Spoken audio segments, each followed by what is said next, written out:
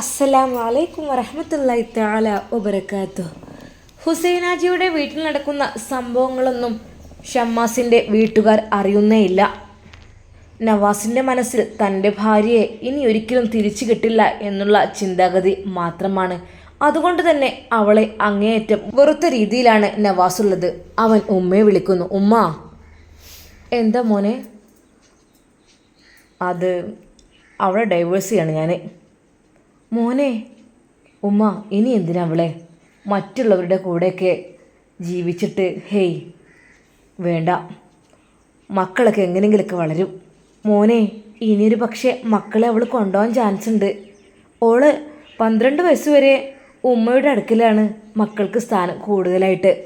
പിന്നെ അത് കേട്ടപ്പോൾ നവാസിൻ്റെ ഹൃദയം വല്ലാതങ്ങ് വേദനിച്ചു. ഉമ്മ, അതേടാ, മക്കളെ തരൂല.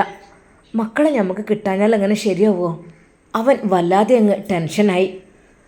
ഉമ്മാക്കും നല്ല ബുദ്ധിമുട്ട്. മോനെ, മക്കളെ വിട്ടുകൊടുത്താൽ ഒരിക്കലും മക്കൾക്കൊരു സുഖം ഉണ്ടാവില്ല. ഇവിടെ നിന്ന് തന്നെ അവളെ നോക്കലില്ലല്ലോ, ഇവിടെ നിന്ന് തിന്നാണ്ടാക്കി കൊടുക്കൂല.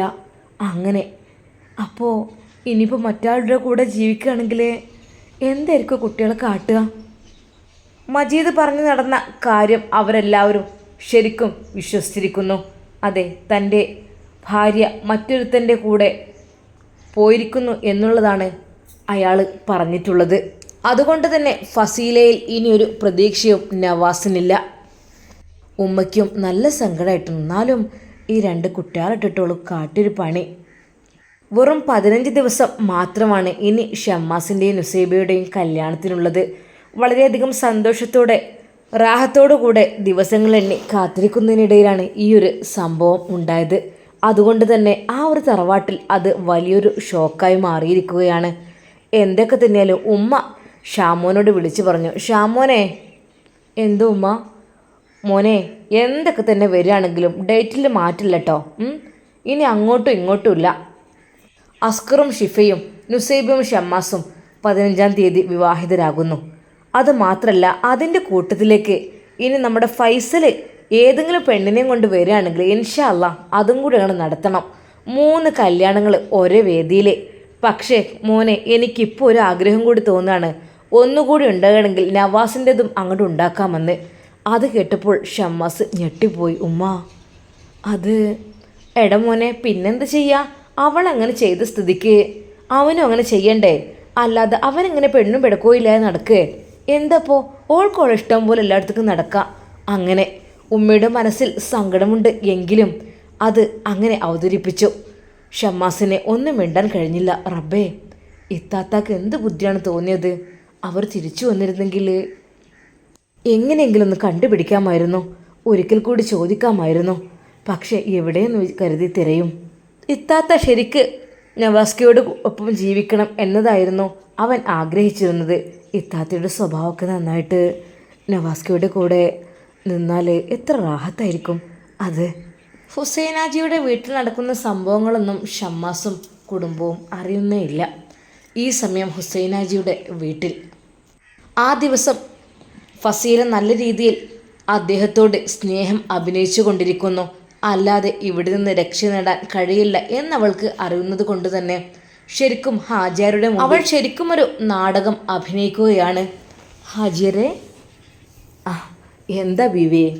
നിങ്ങളോട് നമ്മൾ പറഞ്ഞില്ലേ എന്ത് വേണമെങ്കിലും നിങ്ങൾക്ക് ചോദിച്ചോളൂ എന്നുള്ളത്. ഹാജിയരെ, ഇവിടെ കൊട്ടാരൊന്നും ഇതുവരെയായിട്ട് ഞാനൊന്ന് നടന്ന് കണ്ടിട്ടില്ല. ഒരുപാട് സ്ഥലങ്ങളൊക്കെ ഉണ്ടല്ലോ അല്ലേ? വീടിൻ്റെ കൂടെ നമ്മളും വരാലോ. നിങ്ങളൊരു വാക്ക് നമ്മളോട് പറഞ്ഞാൽ പോരെ? അതിനെന്താ? വേണ്ട ഹാജിയരെ, ഞാൻ ഒറ്റയ്ക്ക് നടന്നോളാം.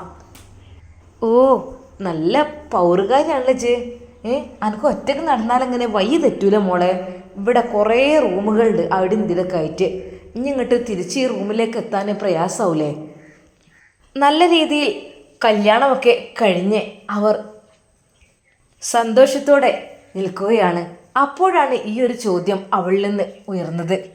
ഹാജിയരെ, നിങ്ങൾ കൊട്ടാരൊക്കെ എത്ര വലുതാണല്ലേ? ഇതൊക്കെ നിങ്ങളെടുത്ത് തന്നെയാണോ?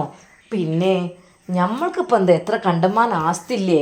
അതുകൊണ്ടല്ലേ പണത്തിൻ്റെ മേലെ പരുന്നും പറക്കൂല എന്ന് പറയണത്. നമ്മളിനിപ്പോൾ ഏതൊരു ശത്രു തോൽപ്പിക്കാൻ വന്നാലും നമുക്കെന്താ പോലീസ് പിടിച്ചു കൊണ്ടായാലും പുല്ല് പോലെ ഉണ്ട് ഇറങ്ങി പോന്നൂടെ? എന്താ ഏമാന്മാർക്ക് കുറച്ചങ്ങോട്ട് പൈസ എറിഞ്ഞ് കൊടുത്താൽ പോരെ മോളെ.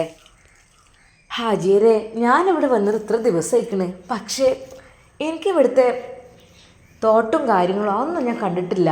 എന്താ ബീവി എങ്ങളീ പറയണത്? ഈ നട്ട പതിരക്കാണോ നിങ്ങൾ നമ്മളെ തോട്ടം അന്വേഷിച്ചിറങ്ങണത്? അല്ലേ, എന്നാലും എനിക്ക് വലിയ ഇഷ്ടമാണ് ഈ പ്രകൃതി ഭംഗി ആസ്വദിച്ചു കൊണ്ടിങ്ങനെ ഇരിക്കണത്. റൂമിനുള്ളിൽ ഇങ്ങനെ ഇരുന്നിട്ട് ഇപ്പം എന്താ, നമ്മളിപ്പോൾ ശരിക്കും ഒരു സ്നേഹമുള്ളവരാണെങ്കിൽ പുറത്ത് പോയല്ലേ സംസാരിക്കലും ഇതാക്കലൊക്കെ. അപ്പോൾ പിന്നെ റൂമിൻ്റെ ഉള്ളിൽ നിന്ന് എനിക്ക് ചടച്ചിക്കണ്. ഞാൻ ഇപ്പോൾ കുറച്ച് ദിവസമായതിൻ്റെ ഉള്ളിൽ നിൽക്കണ്.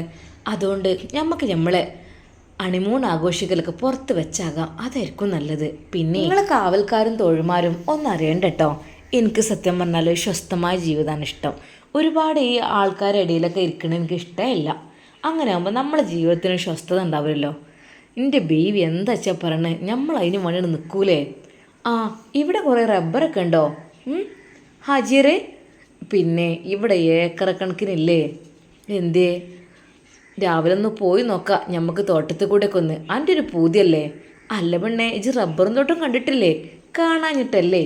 ഈ ഷീറ്റ് അടിക്കലൊക്കെ അത് ഇവിടെ തന്നെയാണോ? റാട്ട അത് കുറച്ച് അപ്പുറത്തുണ്ട്, അതിൻ്റെ അപ്പുറത്തുണ്ട്. ഓരോ ഭാഗത്തൊക്കെ ഓരോന്ന് സെറ്റാക്കി വെച്ചിക്കണം. അല്ലാതെ അവിടെ നന്നായിട്ട് പാൽ ഇവിടെ കൊടുന്ന് ഉണ്ടാക്കിയാവുമ്പോഴത്തേന് നേരം വൈകൂല.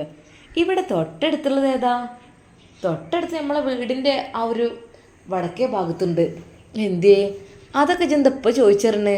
ഒന്നുമില്ലേ, വെറുതെ. എനിക്കിതൊക്കെ കാണുന്നത് ഭയങ്കര ഇഷ്ടമാണ്. കാരണം എൻ്റെ വീട്ടിലിതൊന്നുമില്ലേ, അത് കാണുന്നത് എനിക്കാണെങ്കിൽ ഭയങ്കര ഇഷ്ടമാണ്.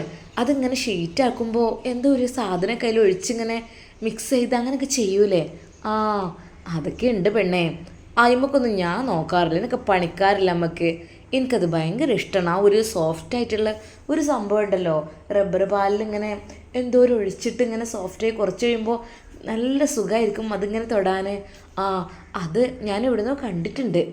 അങ്ങനെ ഞാനത് നോക്കി ഇങ്ങനെ നിൽക്കും, ഷീറ്റ് അടിക്കണതും അങ്ങനെ ഇതാക്കണമൊക്കെ എനിക്ക് ഭയങ്കര ഇഷ്ടമാത്ത രീതിയിലുള്ള ഇതൊക്കെ കാണുന്നത്. എനിക്ക് പൂതിയാണെങ്കിൽ ഇപ്പം തന്നെ നമ്മളാണ് കാണിച്ചു തരാമല്ലോ. ഹാജിയരെ, അടുക്കള ഭാഗത്തേക്കുള്ള വാതിൽ ഓപ്പൺ ആക്കാറില്ല? പിന്നെ ഇപ്പോൾ വേലക്കാരത്തി ജാനു, കുഞ്ഞിമാള്, അതുപോലെ ഖദീജു, ഇവരെല്ലാവരും കൂടി 3-4 പെണ്ണുങ്ങൾ ഉണ്ടേനു അവിടെയൊക്കെ. ഇപ്പോലൊക്കെ അടച്ചിട്ട് കിടന്നിട്ടുണ്ടാവും. പിന്നെ നമ്മളെന്ന് വിചാരിച്ച ഓല് നമ്മളെ കൂടെ വരും കേട്ടോ. ആ കാര്യത്തിലൊന്നും ഇതില്ല. പക്ഷേ എനിക്ക് ഓലൊന്നും ഇഷ്ടമില്ല. എനിക്ക് എൻ്റെ സുന്ദരിയായ പെണ്ണുണ്ടല്ലോ ഇവിടെ, അപ്പം പിന്നെ എന്തിനാ? അതുകൊണ്ടാണ്. ആജിരെ, അടുക്കള ഭാഗത്ത് വാതിലും തുറന്ന് നല്ല കാറ്റുണ്ടല്ലേ? ഇപ്പം ഈ തണുപ്പും മഞ്ഞൊക്കെ ആയതുകൊണ്ട് നല്ല കാറ്റാണ്. എന്തേ, എൻ്റെ ബീവിക്ക് AC പറ്റൂലേ? AC പറ്റായിട്ടല്ല, ഈ ഒരു പ്രകൃതി ഭംഗിയും ഇതൊക്കെ ഒന്ന് ആസ്വദിച്ച് ഇങ്ങനെ ഇവിടെ ഇങ്ങനെ പുറത്തൊക്കെ നിൽക്കുമ്പോഴേ, പൊന്നാരൻ്റെ വീടരെ നിങ്ങളെ കണ്ടാൽ ആരെങ്കിലും കൊത്തിക്കൊണ്ടുപോകുന്നതുകൊണ്ട് അകത്തേക്ക് പോയി. എൻ്റെ ഹാജിയർ കൂടെ ഉണ്ടാകുമ്പോൾ പിന്നെ എന്ത് പേടി എനിക്ക്? പെണ്ണേ, എൻ്റെ അടുത്തേക്കൊന്ന് നീങ്ങി നിന്നാ ഞമ്മളല്ലൊന്ന് തൊട്ടാട്ടെ. ഹാജിയരെ, പഠിച്ചോനെ ആയിട്ടില്ല കേട്ടോ. എന്താ ഇത് ഇങ്ങനെയൊക്കെ? ഹാജിയർക്ക് ഇത്ര ക്ഷമയില്ലേ? പൂതി കൊണ്ടാണ് കുട്ടിയെ. അമ്മക്ക് അന്നൊരു മുത്തം വെക്കാൻ പൂതി കൊണ്ടാണ്, അല്ലാതെ. ഹാജിയരെ പ്ലീസ്, ഞാൻ പറഞ്ഞതനുസരിച്ച് നിന്നാൽ ഹാജിയർക്ക് എന്തും ഞാൻ തരും. പക്ഷേ അങ്ങനല്ല, അതിന് മുമ്പായിട്ട് എനിക്ക് കുറച്ച് കാര്യങ്ങളൊക്കെ ഇവിടുത്തെ അറിയാനൊക്കെ ഉണ്ട്. ഹാജിയര്, ഇതായിരിക്കില്ലേ റബ്ബറിൻ്റെ ഷീറ്റ് അടിക്കുക? അതെ. അത് മാത്രമല്ല, അതിൻ്റെ അപ്പുറത്ത് കുറേ ഉണ്ട്. വാ പെണ്ണെ, നമുക്ക് വീടിനുള്ളിലേക്ക് പോകാം. പിന്നെ ഇവിടെയൊക്കെ പണിക്കാരൊക്കെ അവിടെയും ഇവിടെ കേൾക്കുന്നുണ്ടാവും. അതിനെന്താ, എനിക്ക് പേടിയില്ലല്ലോ. എൻ്റെ ഹാജിയരുണ്ടാവുമ്പോൾ എനിക്ക് എന്ത് പേടിയാണ്? ഹാജിയരുതാ, ഞാൻ എപ്പോൾ വരട്ടോ, എൻ്റെ കൈയും കാലൊന്ന് കഴുകിക്കാട്ടെ. അവൾ പെട്ടെന്ന് മുറ്റത്തേക്ക് ഇറങ്ങി. റബ്ബർ ഷീറ്റ് അടിക്കുന്ന ആ ഒരു സ്ഥലമൊക്കെ അവൾ കണ്ടു. ഇത്രയൊക്കെ വലുതോ? ഇത്രയൊക്കെ വലിയതാണല്ലേ? അവൾ അവിടേക്ക് എന്തൊക്കെയോ തിരയുന്ന പോലെ അറിയാത്ത രീതിയിൽ അതാ അകത്തേക്ക് തന്നെ കയറുന്നു. ആജിരെ, നമുക്കിവിടെ ഇങ്ങനെ പുറത്തിരിക്കാം, നല്ല രസമാണ്. അല്ല, നിങ്ങൾ കൊട്ടാരത്തിന് ഇവിടെ എത്ര ഗേറ്റാണ് ഉള്ളത്? ഗേറ്റ് 4-5 ഉണ്ട്. മെയിനായിട്ടുള്ള ഗേറ്റുകളാണ് കാവൽക്കാർ നിൽക്കുന്നത്. കാരണം അതിലല്ലേ വലിയ റോഡുള്ളൂ. ഇതിലൊക്കെ പിന്നെയെന്ന് വെച്ചാൽ മോളെ ചെറിയ എനിക്ക് ഞാൻ കാണിച്ചു തരാം. എനിക്ക് ഇവിടുത്തെ ഒരുപാട് കാര്യങ്ങൾ പഠിക്കാണ്ട്. അല്ല ആജിരെ, നിങ്ങളെ വൈഫ് എവിടെയാണ് ഇപ്പോൾ? എൻ്റെ വൈഫ് എന്ന് വെച്ചാൽ ഒരു വസ്തുവിനും കൊള്ളാത്തൊരു പെണ്ണാണ്. കാണാൻ രസമൊക്കെ ഉണ്ട്, സംഭവമൊക്കെ ഉണ്ട്. പക്ഷേ നമ്മളിഷ്ടത്തിന് ഓളെ നിൽക്കൂല. അപ്പോൾ വല്ലാതെ അങ്ങോട്ടേ നമ്മൾ മൈൻഡ് ചെയ്തില്ല. അതെന്തേ, എന്ത് നിങ്ങൾക്ക് അവരോട് ഇത്ര ദേഷ്യം? ദേഷ്യം ഉണ്ടായിട്ടൊന്നുമല്ല, ഓള് നമ്മളെ ഈ കളിയൊന്നും ഓളടുത്ത് നടക്കൂലേ. ഞമ്മക്ക് എന്ന് വെച്ചാൽ ഒന്നല്ലെങ്കിൽ ഓരോരുത്തരും ഇങ്ങനെ ഒപ്പം വേണം, അത് നമ്മളൊരു പൂതിയാണ്. പക്ഷെ അത് മൂപ്പത്തേർക്ക് പറ്റണ്ടേ. ആ ആ ശരി, അതിനൊന്നും സമ്മതിക്കൂലല്ലേ? അതിനൊക്കെ സമ്മതിക്കണ്ടേ, നല്ലൊരു ജീവിത രസം ഉണ്ടാവുള്ളൂ. മൂപ്പത്തേർക്ക് അതൊന്നും ഇഷ്ടമില്ല. ഓളെ ഞാൻ ഒരിക്കൽ കൊല്ലാൻ വേണ്ടി നിന്നിരുന്നു. ആ കോണിമന്ന് കയ്യും കാലും കെട്ടിയാണ് തള്ളിയിട്ടു. കൂടെ 2 വേലക്കാരത്തിയാളും ഉണ്ടായിരുന്നു. എങ്ങനെങ്കിലും ഒന്ന് ജീവൻ പോട്ടെ, കോണിമന്ന് കാല് തെന്നി വീണു എന്നൊക്കെ പറഞ്ഞ് ഉണ്ടാക്കാമെന്ന് വിചാരിച്ചതാണ്. പക്ഷേ ഓളെ ഊര മുറിഞ്ഞു, കാല് കേടുന്നു എന്നല്ലാതെ ഓൾക്കൊന്നും പറ്റിയില്ല. പിന്നെയും കുറേ കാലം ചികിത്സിച്ച് അവിടെ നിന്നു. പിന്നെ ഓളിന്നെ ചോദ്യം ചെയ്യൽ തുടങ്ങി. എന്ത് കാര്യത്തിനാണ് തന്ത നിങ്ങൾ ഇങ്ങനെ ഇതിലെ നടക്കണത്? നിങ്ങൾക്ക് നാണല്ലേ? നിങ്ങൾക്ക് മക്കളില്ലേ? അങ്ങനെ എന്നൊക്കെ പറഞ്ഞിട്ട് ഞാൻ പറഞ്ഞു, എൻ്റെ ഇഷ്ടം പോലെ ഇവിടെ നിൽക്കുന്നുണ്ടെങ്കിൽ ഇജ്ജ് ഇവിടെ നിന്നോ, അതെല്ലാം കാണ്ടി വരും എനിക്ക്. എല്ലാത്തിനും സപ്പോർട്ടായി ഇജ്ജ് ഇവിടെ നിൽക്കണമെങ്കിൽ നിന്നോ എന്ന് പറഞ്ഞു. എന്നാലും എൻ്റെ നേർക്കാണ് ഓളെപ്പോഴും. ഒരു ചെറിയൊരു പെണ്ണിനെ കെട്ടാൻ വേണ്ടി നിന്നിരുന്നല്ലോ, ആ കണ്ണിന് കെട്ടാൻ നല്ല പൂതി എനിക്കുണ്ടായിരുന്നു. അത് നുസേബിയാണെന്ന് അവൾക്ക് മനസ്സിലായി. എന്നിട്ടിപ്പോൾ എന്താ, അത് കെട്ടാനൊന്നും പറ്റിയില്ല. അതിനൊന്നും ഇവിടെ സമ്മതിക്കണമില്ല. അങ്ങനെയായിരുന്നു. എന്തൊക്കെ തന്നെയായാലും ആകെ എനിക്കിപ്പോൾ ഒന്നും വേണ്ട, ഒരു നുസേബിയും വേണ്ട, ഒരു നുസ്രത്തും വേണ്ട, ഒന്നും വേണ്ട. എനിക്കിപ്പോൾ എൻ്റെ മുമ്പിൽ നിൽക്കണം ഈ ഒരു ഹൂറിയ മതി. ഞങ്ങളെ കൂടെ ഉണ്ടല്ലോ. എന്താ അല്ല, ഇന്നിപ്പോൾ കല്യാണമൊക്കെ ആയിട്ട് പാലൊന്നും കുടിച്ചില്ലല്ലോ. പാലൊക്കെ അവിടെ അവർ കാച്ചി വെച്ചിട്ടുണ്ടാവുമല്ലോ. അത് ഞാനെടുത്ത് കൊണ്ടുതരാം. അങ്ങനെയാണല്ലോ അതിൻ്റെ ഒരു രീതി. നിങ്ങൾ ചെല്ലി റൂമിലേക്ക്. വേണ്ടടി, നമുക്ക് ഒരുമിച്ച് പോകാം, അതല്ല അതിൻ്റെ ഒരു ഇത്. അങ്ങനെ ഒന്നല്ല കേട്ടോ, അതൊക്കെ ആ മട്ടം പോലെ കാട്ടിക്കൂട്ടണ്ടേ. എന്തെങ്ങളീ പറയണത്? നടക്കി അങ്ങോട്ട്. സ്നേഹത്തോടെ മുംതാസ് അയാൾ റൂമിലേക്ക് പറഞ്ഞേക്കുന്നു. സ്നേഹം കൊണ്ട് അയാൾ വീർപ്പ് മുട്ടിപ്പോകാണ്. എൻ്റെ ബേബി, ഇജിൻ്റെ നമ്മളെ മുത്താണ്, അത് നമുക്ക് കിട്ടിപ്പോയൊരു മുതലാണ്. എങ്ങനെ എനിക്ക് എന്നോട് ഇത് സ്നേഹിക്കാൻ തോന്നിയത്? ഞാൻ കരുതിനു അന്നെ എടുത്ത് കഷ്ണാക്കണം എന്നുള്ളത്. പക്ഷേ ഇപ്പോഴാണ് എനിക്ക് ഒരു സമാധാനമായത്. എന്തൊക്കെ തന്നെയാലും കുറച്ച് വൈകിയെങ്കിലും ഇജ്ജ് വന്നല്ലോ നമ്മളെടുത്തേക്ക്, നമ്മൾ ബീവിയായിട്ട്. നമുക്കിഞ്ഞൊന്നും വേണ്ട, ഇവിടെ ഉള്ളതൊക്കെ എൻ്റെ നിയന്ത്രണത്തിലായിരിക്കും. എന്തേ? ഹജീരെ, നിങ്ങൾ അങ്ങനെയൊക്കെ പറയുന്നുണ്ട്. ആയിക്കോട്ടെ, എന്നാൽ പിന്നെ ഒക്കെ ഞാൻ നിയന്ത്രിക്കുന്ന പോലെയൊക്കെ കുറച്ച് ദിവസം അങ്ങനെ ആയിക്കോട്ടില്ലേ. നിങ്ങൾക്ക് എന്ത് കുറവാണ് ഇവിടെ? ഒരു കുറവും ഉണ്ടാവില്ല നിങ്ങൾക്ക് എല്ലാ കാര്യത്തിലും. ഞാൻ പറഞ്ഞല്ലോ, രാജകുമാരിയെ പോലെ ഇവിടെ വഴിക്കുമെന്ന് പറഞ്ഞതാണല്ലോ. അതുകൊണ്ട് തന്നെ ഈ ഹാജിയരുടെ ഒരു കാര്യം, അല്ലെങ്കിലും പെണ്ണുങ്ങളോട് ഇത്രയധികം സ്നേഹിക്കാൻ പാടില്ല കേട്ടോ. അതുകൊണ്ടല്ലേ നിങ്ങൾ ആദ്യത്തെ പെണ്ണുങ്ങൾ അങ്ങനെ ഇട്ടിട്ട് പോയത്? ഇട്ടിട്ട് പോവേ? എന്നെ ഇട്ടിട്ട് പോയിട്ടൊന്നുമില്ല. അല്ലാതെ പിന്നെ നിങ്ങൾ സ്നേഹം കൊടുത്ത് അങ്ങോട്ട് വഷളാക്കി. എന്നെ ഇപ്പം നിങ്ങൾ വല്ലാതെ സ്നേഹിച്ച് കൊല്ലുന്നുണ്ട്. ഈ ഹാജിയർക്ക് ഇത്ര സ്നേഹം ഉണ്ടാവുമെന്ന് ഞാൻ വിചാരിച്ചില്ല. ഞാൻ വിചാരിച്ചു വലിയൊരു ഭീകര ജീവിയാണെന്ന്. എടി, ഞാനെന്ന് വെച്ചാൽ നമ്മളോട് ഇഷ്ടമുണ്ടെങ്കിൽ, നമ്മളോട് സ്നേഹം ഉണ്ടെങ്കിൽ നമ്മൾ സ്നേഹം വാരി കോരി കൊടുക്കും. സ്നേഹം കൊടുക്കണതിന് ഹാജിയർക്ക് ഒരു കുറവുമില്ല. പക്ഷേ എന്താ, നമ്മൾ ഇഷ്ടത്തിന് അങ്ങ് നിന്ന് തരണം. എന്നാൽ പിന്നെ നമ്മൾ സ്നേഹം വാരി കോരി കൊടുക്കും. അതല്ല എതിരെ പ്രവർത്തിക്കാനാണ് പ്ലാനെങ്കിൽ പിന്നെ ഓലെ വെച്ചേക്കൂല കുട്ടിയെ. അങ്ങനെ കുറേ എത്ര ഒന്നിട്ട് വെറുതെ വിട്ടില്ല. തെളിവില്ലാത്ത രീതിയിൽ നമ്മളോലെ ശരിയാക്കും. അങ്ങനെ എത്ര പോലീസ് കൊണ്ടുപോയാലും 1 ദിവസം അല്ലെങ്കിൽ 2 ദിവസം പുഷ്പം പോലെ ഞങ്ങളുടെ ഇറങ്ങിപ്പോരില്ലേ. അങ്ങനെ എത്ര സംഭവം. എൻ്റെ സ്വന്തം പെണ്ണുങ്ങൾ വരെ പരാതി എടുത്തു ഉപദ്രവിച്ചതിൻ്റെ പേരിൽ. എന്നിട്ടിപ്പോൾ എന്തായി? ഞാൻ കിടക്കൂലല്ലോ ജയിലിൽ 2 ദിവസം. പിന്നെ കിടത്തൂലോ എന്നെ. ഓൽക്കറിയാം എന്നെ പിടിച്ച് കെട്ടി ഒരു ക്ഷീണിക്കും. എനിക്കറിയാം ഓൽക്കൊക്കെ ഹുസൈനാജി നല്ലോണം കൊടുക്കുന്നതാണ്. എൻ്റെ ഭർത്താവ് ഇത്രയ്ക്കും വലിയൊരു കോടീശ്വരനാണെന്ന് ഞാൻ അറിഞ്ഞതേ ഇല്ല കേട്ടോ.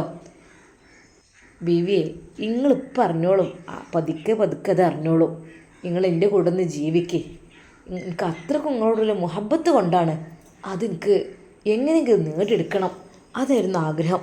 എന്നാലേ ഇന്ന് നമുക്ക് നിങ്ങൾ സപ്പോർട്ടായി നിന്നതിൽ വലിയൊരു സന്തോഷമുണ്ട്.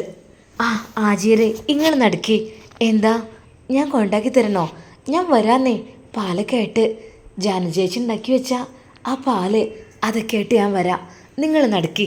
സന്തോഷത്തോടു കൂടി ഹുസൈനാജി അതാ മുന്നിൽ നടക്കുന്നു. തൻ്റെ പിന്നിലായിട്ട് ബീവി വരും എന്നുള്ള ഒരു സന്തോഷത്തിലായിരുന്നു അയാൾ ആ വിശാലമായി അലങ്കരിച്ച മണിയറയിൽ ചെന്നിരുന്നു. കാലിൽ കാല് കയറ്റി വെച്ചു.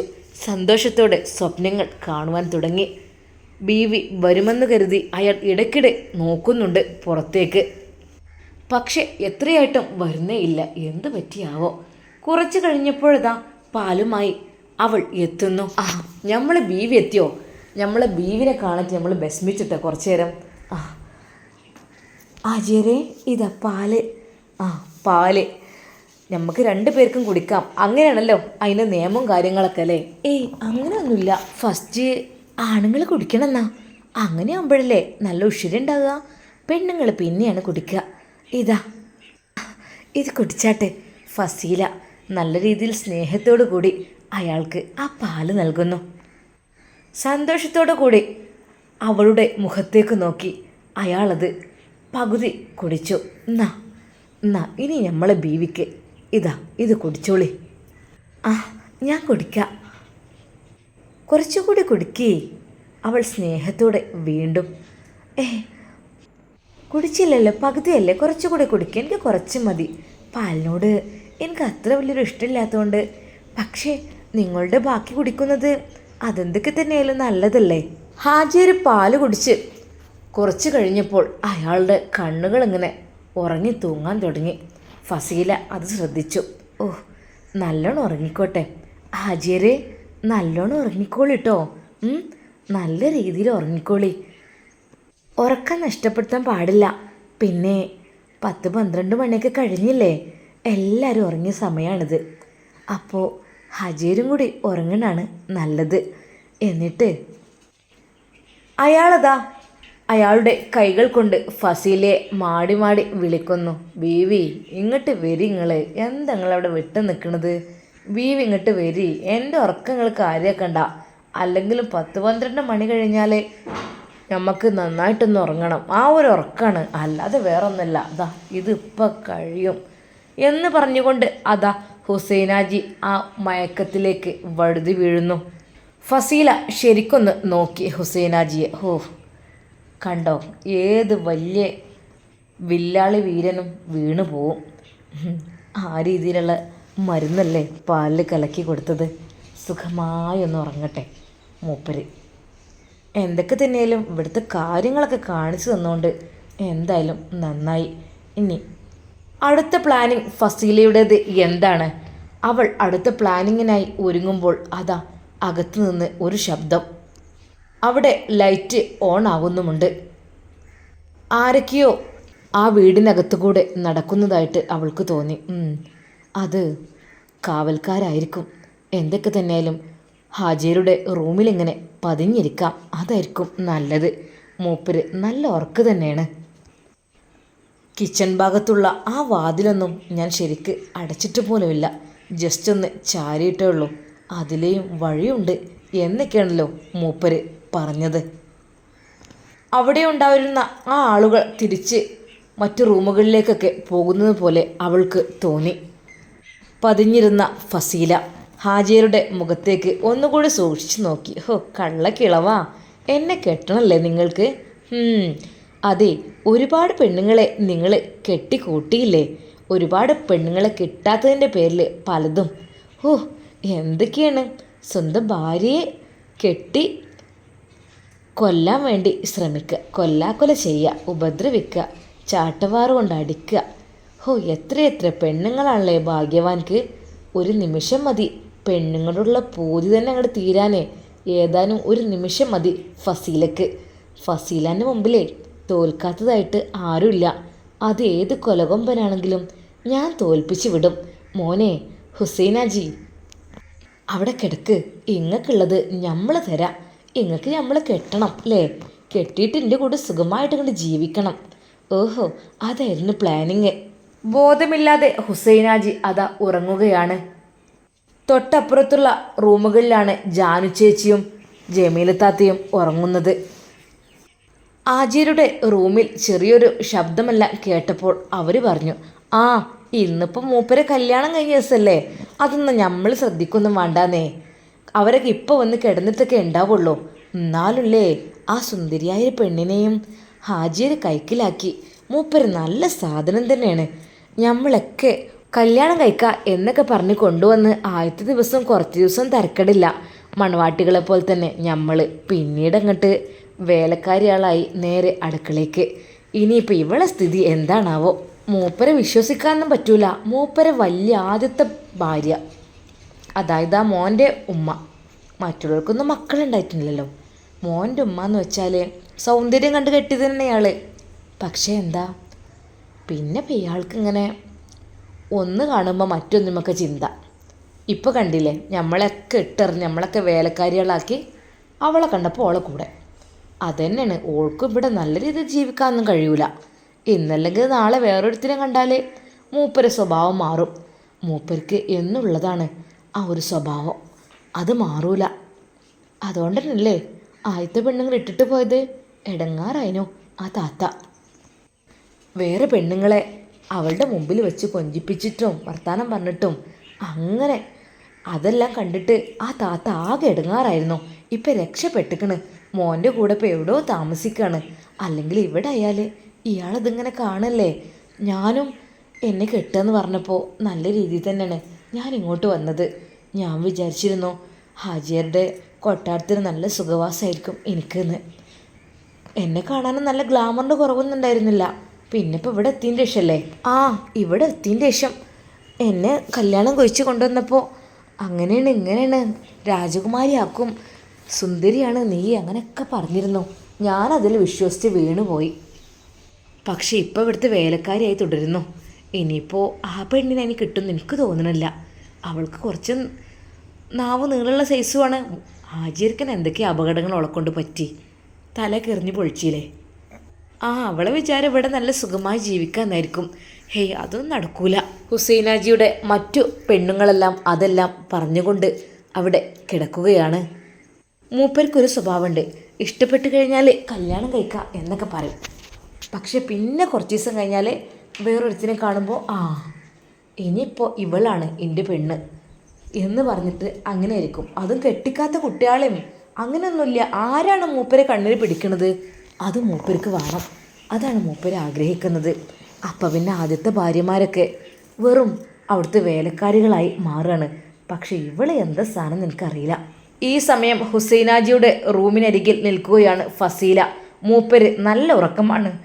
ഉറക്കം ഒന്ന് ഉറപ്പാവട്ടെ എന്ന് കരുതിയിട്ടാണ് അവൾ അവിടെ നിന്നത്.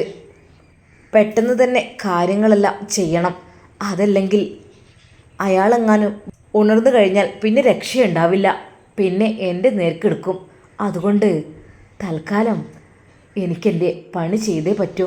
പതുക്കെ അതാ ഫസീല അടുക്കളയുടെ ആ ഭാഗത്തേക്ക് പോകുന്നു. അടുക്കളയിൽ നിന്ന് ശബ്ദം കേട്ട ജാനുവും ജമീലയും അതാ എഴുന്നേൽക്കുന്നു. എന്താ അടുക്കളയിലേ? എന്തൊരു പാത്രത്തിൻ്റെ ശബ്ദം കേൾക്കുന്നുണ്ടല്ലോ. അവർ പതുക്കെ എണീറ്റു. പോവണ്ട, അത് ഹാജിയരുണ്ടാവും വേണമെങ്കിൽ. അത് നമ്മൾ പോകുന്നത് ശരിയല്ല, അതിനെന്താ? അവർ പതുക്കെ പിന്നാലെ പോയി നോക്കിയപ്പോൾ അതാ ഫസീല അണിഞ്ഞൊരുങ്ങിയ ആ ഒരു വേഷത്തിൽ അവൾ അടുക്കളയിൽ. അത് ഹാജിയരെ ബീവിയാണ്, നമ്മൾ ശല്യം ചെയ്യണ്ട, അല്ലെങ്കിൽ അവൾക്ക് ഒരു ഇതാണ്, വിശ്വസിക്കാൻ പറ്റൂല. അവർ പേടിച്ചുകൊണ്ട് അവരുടെ റൂമിലേക്ക് തന്നെ പോയി. അതിൽപ്പെട്ട ജമീലത്താത്ത പറഞ്ഞു, എത്ര പ്രതീക്ഷയോടെയാണ് ഞാൻ ഹാജിയരെ ഭാര്യയായി വന്നത്. എന്തൊക്കെ തന്നെയായാലും എന്താ, അയാളുടെ സ്വഭാവം എന്നും ഇങ്ങനെ തന്നെയല്ലേ. അവളെ വിചാരം ഉണ്ടാവും അവൾ മാത്രമായിരിക്കും ഇനി അവരെ ഭാര്യ എന്നുള്ളത്. അതൊക്കെ കുറച്ച് കഴിഞ്ഞാൽ കാണാം. ഇനിയിപ്പോൾ എത്രണ്ണാന്നാവും. തന്തക്ക് പൂതി കെടലുമില്ല ഒരിക്കലും പെണ്ണുങ്ങളെ. ഫസീല നേരെ അതാ അടുക്കളവാതിൽ പതുക്കെ തുറക്കുന്നു. അവൾ നേരെ പോയത് ആ ഒരു റബ്ബർ ഷീറ്റ് അടിക്കുന്ന ആ ഒരു വീട്ടിലേക്കായിരുന്നു. അവിടെ നിരനിരയായി അതാ റബ്ബർ ഷീറ്റ് അടിക്കുന്ന മെഷീനിൻ്റെ അരികിലായിക്കൊണ്ട് ഒരുപാട് പാത്രങ്ങൾ, അതിന് തൊട്ടടുത്തായിട്ട് ഒരുപാട് കുപ്പികൾ അതാ വരിവരിയായി വെച്ചിട്ടുണ്ട്. അവൾ പ്രതീക്ഷിച്ചതും അതുതന്നെയാണ്. അതിൽ നിന്ന് തീരെ പൊട്ടിക്കാത്ത ഒരു കുപ്പി അതാ അവൾ എടുക്കുന്നു. ചെറിയ ചെറിയ രീതിയിലുള്ള പ്ലാസ്റ്റിക് ടിന്നുകളും നിറഞ്ഞു നിൽക്കുന്നുണ്ട്. അവൾ പതുക്കെ അതിൽ നിന്ന് ഒരു ടിന്നെടുക്കുന്നു. തൻ്റെ തട്ടത്തിൻ്റെ ഉള്ളിലത് മറച്ചു വെച്ച് വേഗം അകത്തേക്ക് കയറുന്നു. ഒരു നിമിഷം അവളാകെ പേടിച്ചു പോയി. തൻ്റെ പിന്നിലൂടെ ആരെങ്കിലും വന്ന് നോക്കിയോ എന്നവൾ ഭയപ്പെട്ടു. അല്പനേരം അവൾ അടുക്കളയുടെ ചുമരിനടുത്ത് ചാരി നിന്നു. ആരൊക്കെയോ അതുവഴി വരുന്നുണ്ട് എന്നവൾക്ക് തോന്നിയത് കൊണ്ട് തന്നെ ആരുടെയൊക്കെയോ കാലച്ച കേൾക്കുന്നുണ്ട്. തൻ്റെ പ്ലാനിങ് എല്ലാം പൊളിയും. ഹുസൈനാജി ഉറക്കം ഉണരുന്നതിന് മുമ്പായിട്ട് കാര്യങ്ങളെല്ലാം ഒപ്പിക്കണം. അത് കഴിഞ്ഞിട്ട് പിന്നെ ബാക്കി. ആ ഇരുട്ടിൽ നിറഞ്ഞ ആ ഒരു വീടിൻ്റെ തൊട്ടപ്പുറത്തായിട്ട് അവൾ പതുക്കെ അവളുടെ കയ്യിൽ കരുതിയ ആ ഒരു ടിന്നുമെടുത്തുകൊണ്ട് റൂമിലേക്ക് പോകുവാൻ വേണ്ടി നിൽക്കുന്നു. പെട്ടെന്ന് അവിടെയുണ്ടായിരുന്ന എന്തോ ഒന്ന് തട്ടിമറിഞ്ഞ് വീഴുന്നു. ലൈറ്റിടാൻ വരെ അവൾ ഭയന്നിരുന്നു. പെട്ടെന്നുള്ള പാത്രങ്ങളുടെ ശബ്ദങ്ങൾ കേട്ടുകൊണ്ട് അവിടെയുള്ള ആരൊക്കെയോ എഴുന്നേൽക്കുന്നു. എന്താ അത്, ആരാത് എന്നൊക്കെ പറഞ്ഞുകൊണ്ട്. ഹാജിയർ നല്ല ഉറക്കത്തിലായിരിക്കും. ഹാജിയരെ ശല്യപ്പെടുത്താൻ ആരപ്പോൾ ഇവിടെ ഈ സമയം എന്നുള്ള രീതിയിൽ അവിടെയുള്ള മെയിനായിട്ടുള്ള ആള് അവിടെ അകത്തളത്തിൽ ആകെയതാ നടക്കുന്നു. പിന്നീട് അടുക്കളയുടെ ഭാഗത്തേക്ക് അയാൾ വരുന്നുണ്ട് എന്ന് മനസ്സിലാക്കിയപ്പോൾ ഫസീല പതുക്കെ അടുക്കളയിൽ നിന്നിറങ്ങി പുറത്തുണ്ടായിരുന്ന ഒരു ബാത്റൂമിൽ അവൾ കയറി വിളിക്കുന്നു. ആരാത് എന്ന് പറഞ്ഞുകൊണ്ട് അയാൾ അങ്ങോട്ട് എത്തുന്നു. ആ വാതിലിൻ്റെ ശബ്ദം കേട്ടതുകൊണ്ടായിരിക്കാം അവൾ മിണ്ടാതെ നിന്നു. പക്ഷെ കയ്യിൽ കരുതിയ ആ ടിൻ അവൾ അവിടെ വെച്ചിരുന്നില്ല. അവളത് മുറുകെ പിടിച്ചുകൊണ്ട് അവിടെ തന്നെ നിന്നു, ശ്വാസം വിടാതെ. അല്പസമയത്തിനു ശേഷം എല്ലാ ശബ്ദവും അടങ്ങി എന്ന് മനസ്സിലായി. അയാൾ പോയി കിടന്നുറങ്ങിയെന്ന് ഉറപ്പുവരുത്തിയതിനു ശേഷം അവൾ ആ ബാത്റൂമിനുള്ളിൽ നിന്ന് പതുക്കെ ഇറങ്ങി. നേരെ അതാ ഹുസൈൻ ഹാജി കിടക്കുന്ന ആ റൂമിലേക്ക് പതുക്കെ പതുക്കെ. അവളുടെ ഡ്രസ്സിൽ നിന്നുള്ള വളകളിൽ നിന്നുള്ള ആ ഒരു കിലുക്കം പതുക്കെ ഉണ്ടായിരുന്നു. അവളതെല്ലാം മുറുക്കി പിടിച്ചുകൊണ്ട് മെല്ലെ ആ ടിന്നുമായി ഹുസൈൻ ഹാജിയുടെ റൂമിലേക്ക് അതാ നടന്നെത്തുന്നു. ആ റൂമിലെ അരണ്ട വെളിച്ചത്തിൽ അയാളുടെ മുഖത്തേക്ക്, അയാളുടെ ആ വെളുത്ത താടിയിലേക്ക്, അയാളുടെ ആ മൊട്ടത്തലയിലേക്ക് അവൾ സൂക്ഷിച്ച് നോക്കി. ഹാജിയരെ, ഇതാ ഇങ്ങളെ ബീവി ഇവിടെ എത്തിക്കണ്. ആ ഇങ്ങൾക്കൊരുപാട് ചുംബനങ്ങൾ നൽകാൻ വേണ്ടിയിട്ട്. ആ ഇനി നിങ്ങളെ മുഖം ഒന്നുകൂടി ഗ്ലാമർ കൂടും. പിന്നെ അത് മാത്രമല്ല, നിങ്ങൾക്ക് ഇനി ഒരുപാട് പെണ്ണ് കെട്ടാം. ആ എത്ര വേണമെങ്കിലും കെട്ടാം.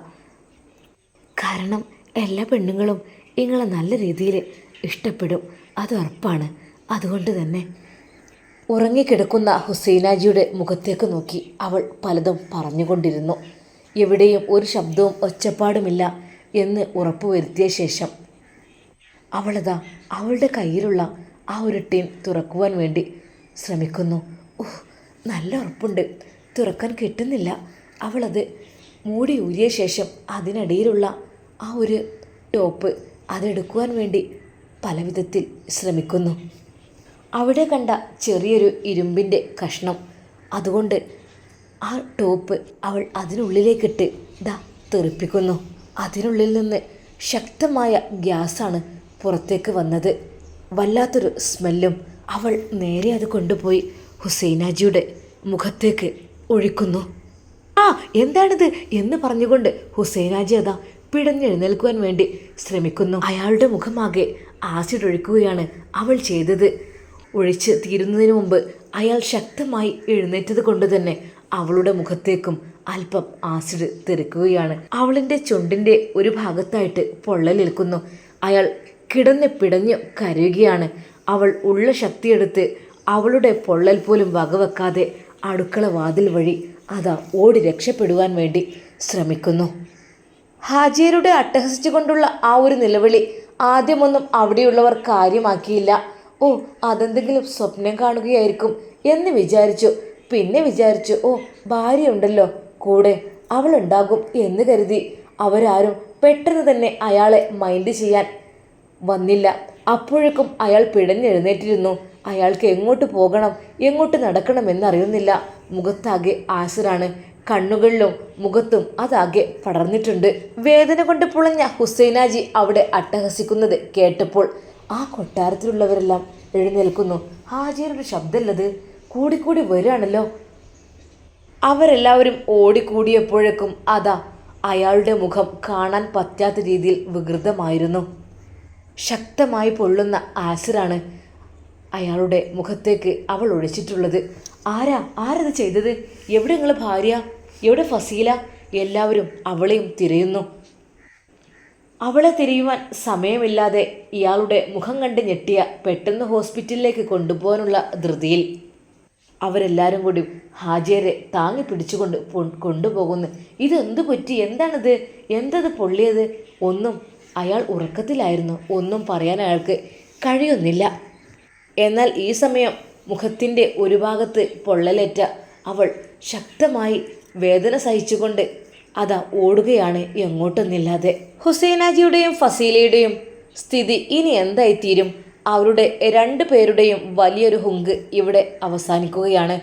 കാരണം അത്രക്കും അഹങ്കാരത്തിനുള്ള ശിക്ഷ 2 പേർക്കും ദാ കിട്ടിയിട്ടുണ്ട്. ഇനി ഒരാളെയും അവർ ഉപദ്രവിക്കരുത്, ഒരാളെയും ബുദ്ധിമുട്ടിക്കരുത്. ഇതിൻ്റെ ബാക്കി ഭാഗം നമുക്ക് നാളെ കാണാം. അതുവരേക്കും എല്ലാവർക്കും അസ്സലാമു അലൈക്കും വറഹ്മത്തുള്ളാഹി തആല വബറകാതുഹു.